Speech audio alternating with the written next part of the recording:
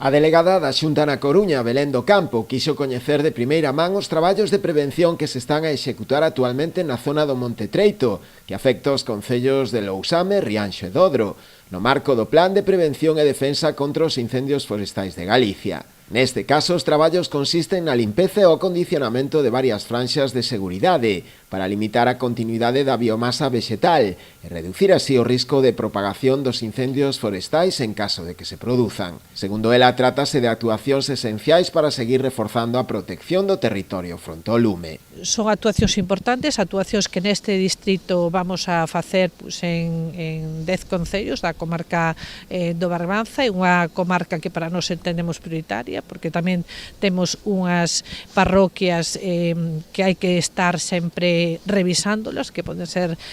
parroquias conflictivas e, por tanto, as labores de prevención son fundamentais. É o momento de estarlas a facer, é o momento de estar preparados, oxalá non teñamos incendios, pero independentemente deso, os traballos hai que facelos e, por tanto, tamén un agradecemento aos técnicos,